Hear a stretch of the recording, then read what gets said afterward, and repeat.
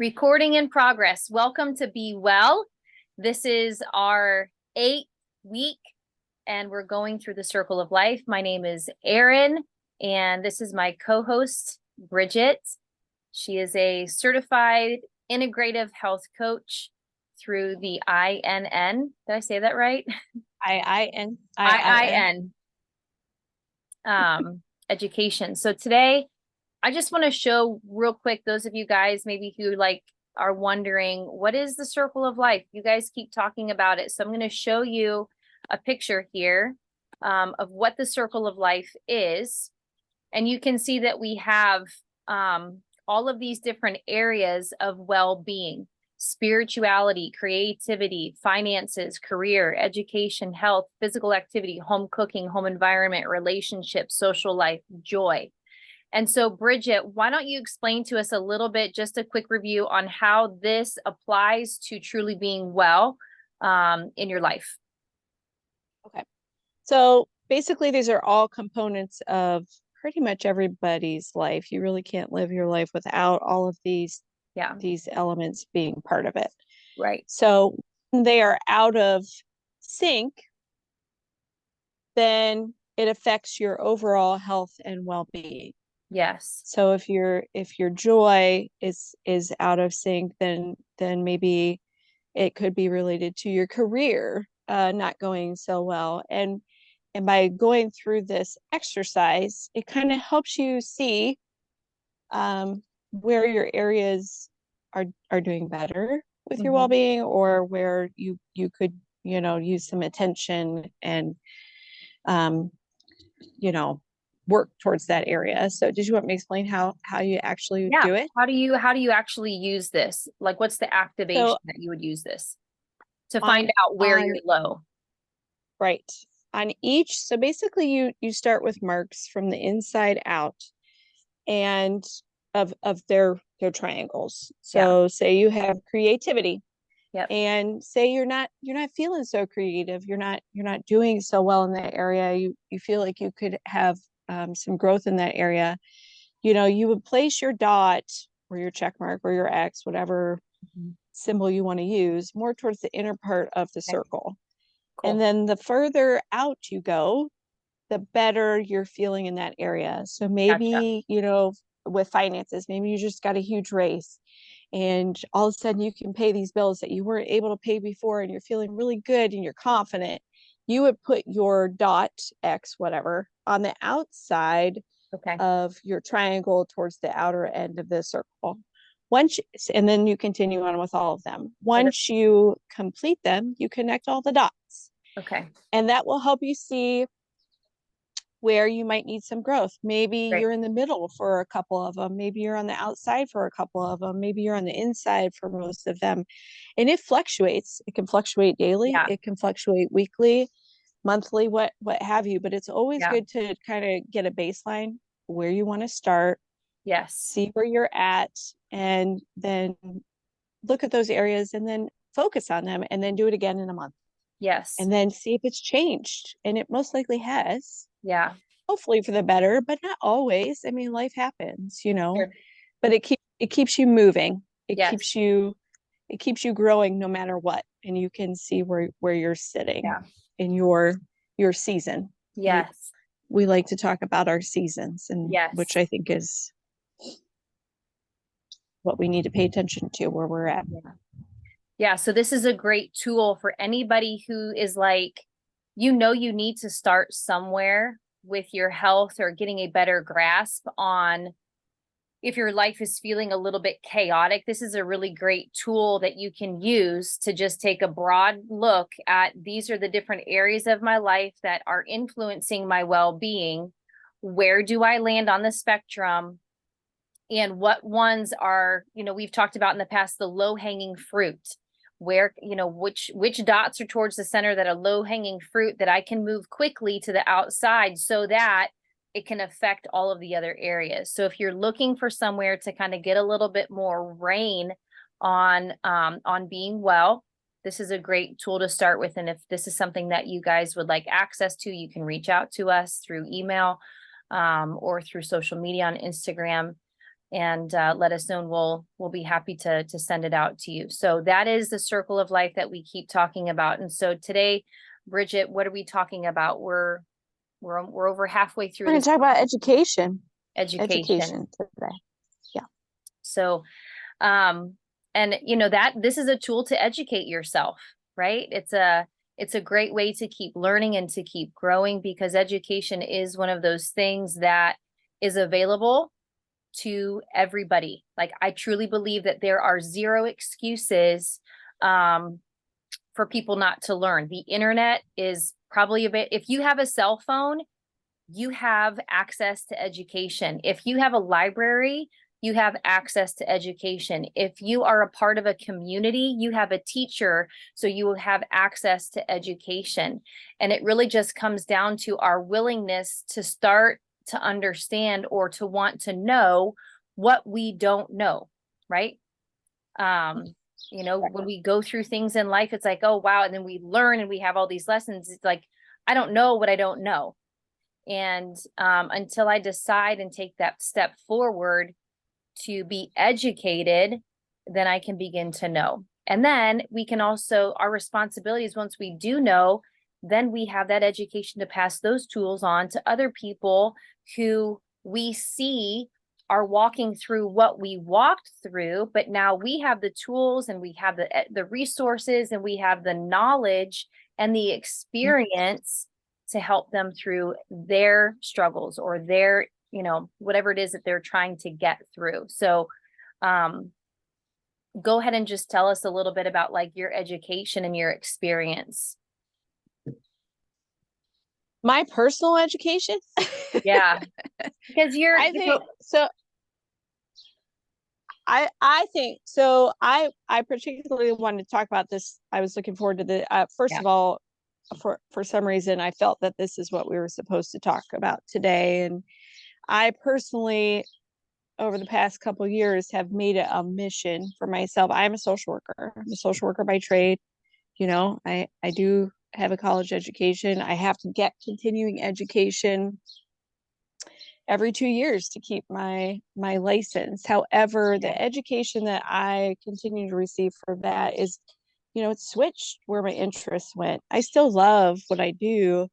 However, I wanted to educate myself to keep myself from getting to that point, because, you know, as I think we've said in the past, I deal with aging community, sick people, you know, and I wanted to work on the other end of that spectrum and try to start helping people so we don't have to be so sick when we're at the end of our lives, because we don't have to be. Right. So I think that's what, and it all stemmed from making that first trip to the gym to make myself well. And then I think a year and a half in, or 2 years in, I was like, you know what? I think I might want to be a health coach. So I started looking that up. And then now I've done that. And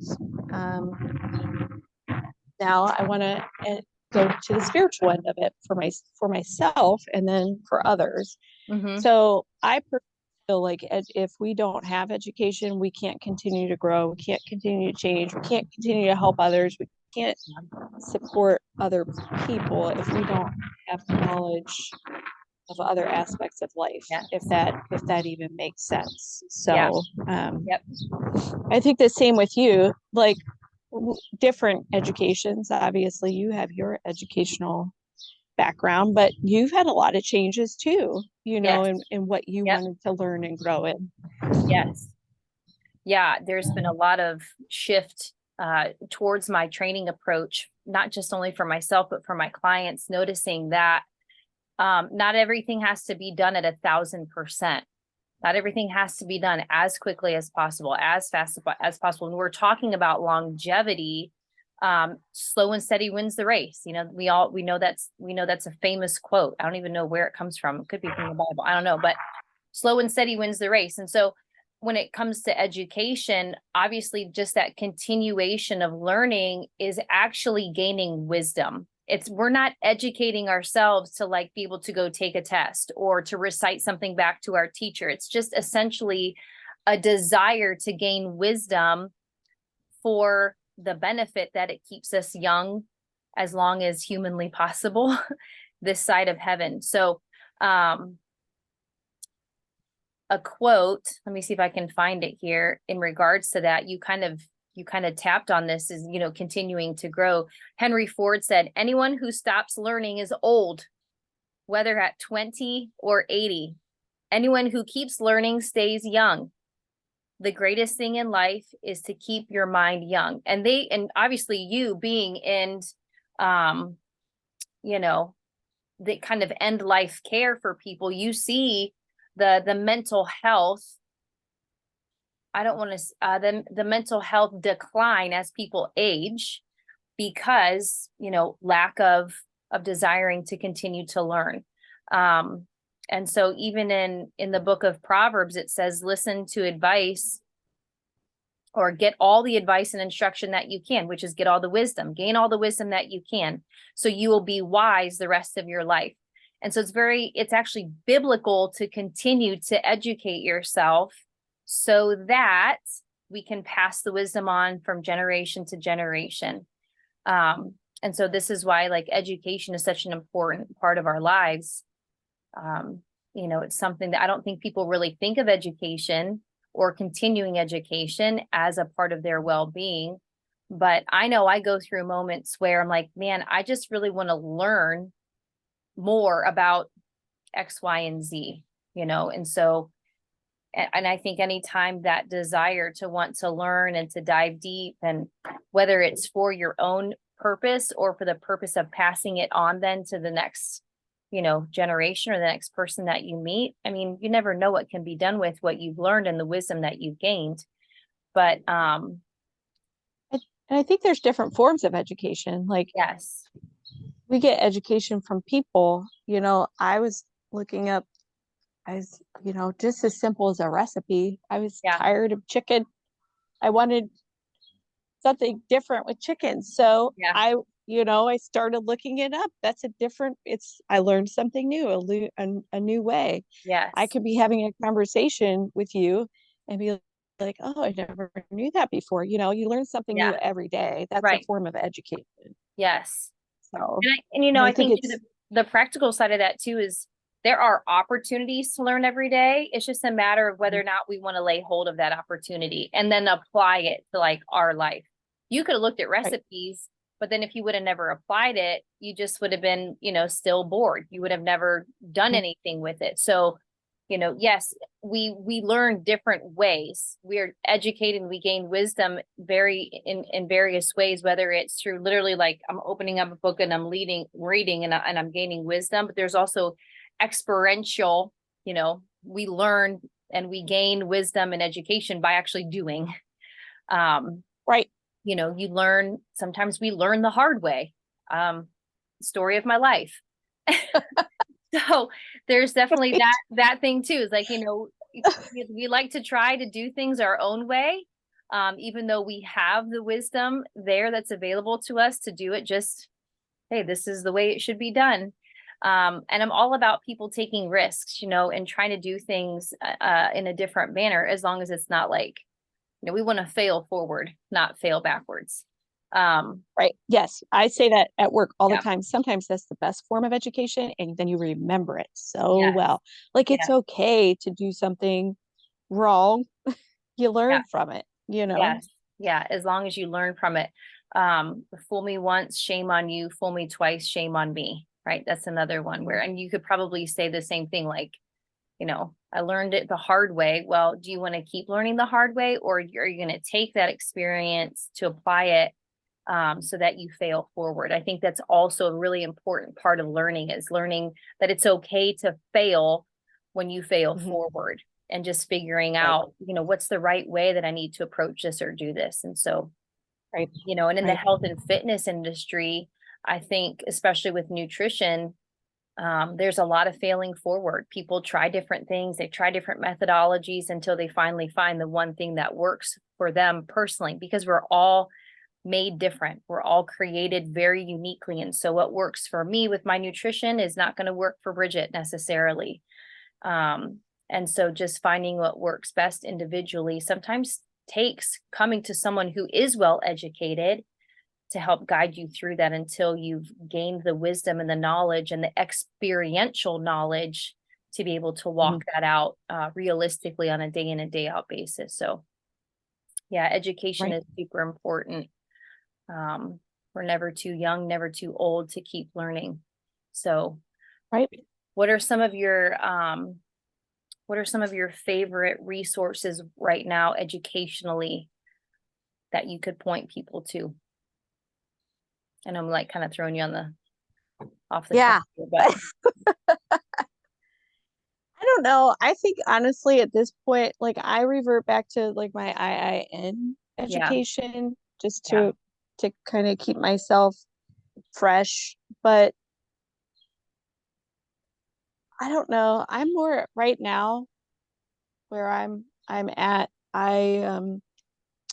It's just every day stuff that's available to me, just yeah, like you said, like on your phone or even just talking to you or what have you. You know, right now I'm in spiritual education, so we're doing seven. I'm attending your seven class because I feel like it's something that I need to grow in and mm, uh, approach my health that way. You that's know, awesome. Yeah, um, going to the gym every day, I always make it. I try to do better for yeah.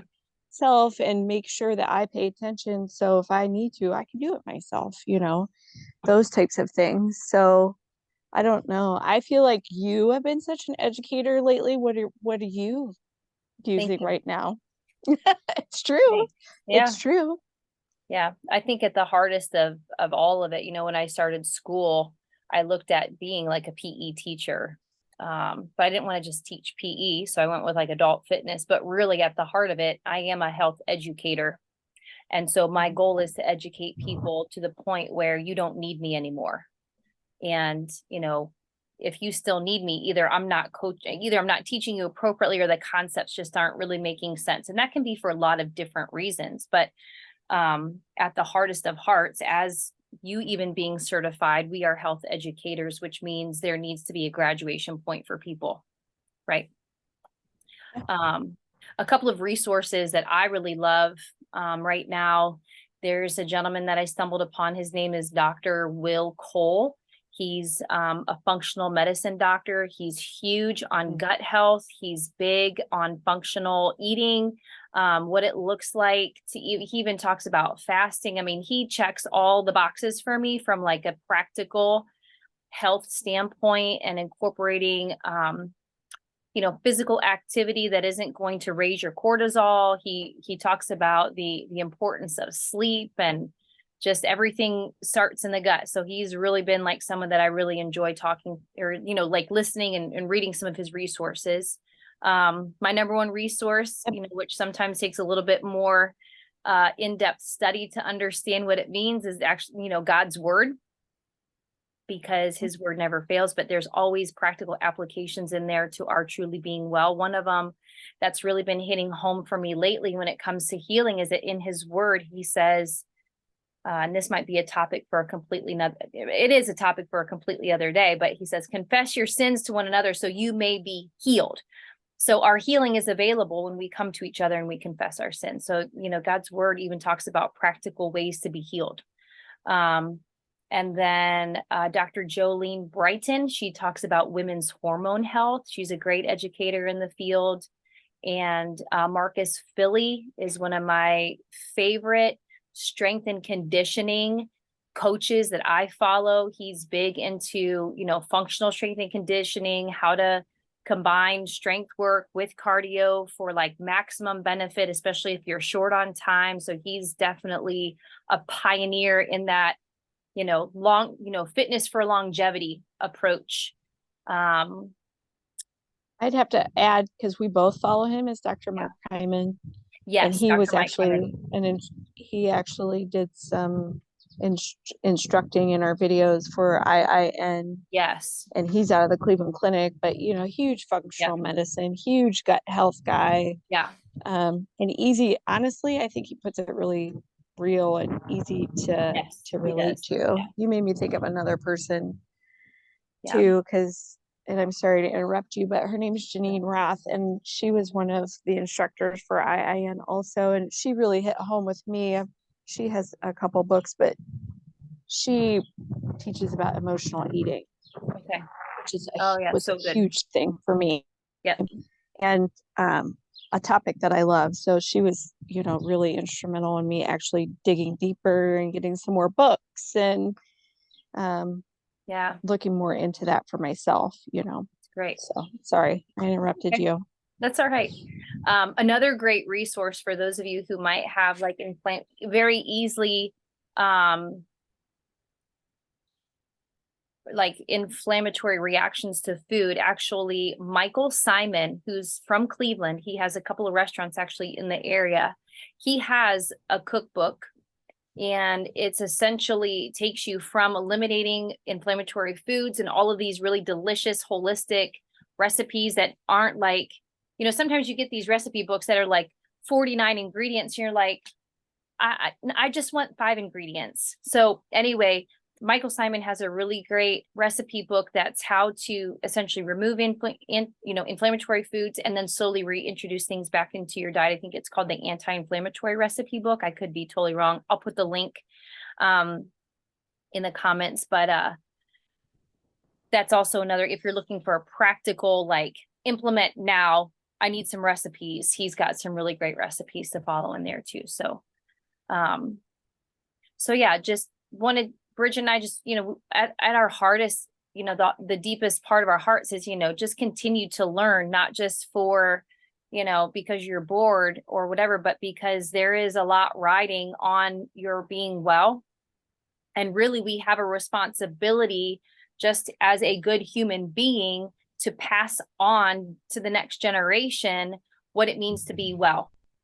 And I think our generation, Bridget, I'm just really passionate about this lately, that we are the ones that are going to begin to see that our action towards our health is going to have a domino effect towards the generations that are to come, not just our children, but our children's children's, our children's children's children. And so health is generational, just like wealth is. And the better we can educate ourselves and teach our kids the proper way to have a relationship with food and exercise, the better off they will be in the long run. And then we have a complete paradigm shift where we move out of this like reliant on big pharma, reliant on this is just how I was born because my parents had it too. Right. I live well because my parents taught me well.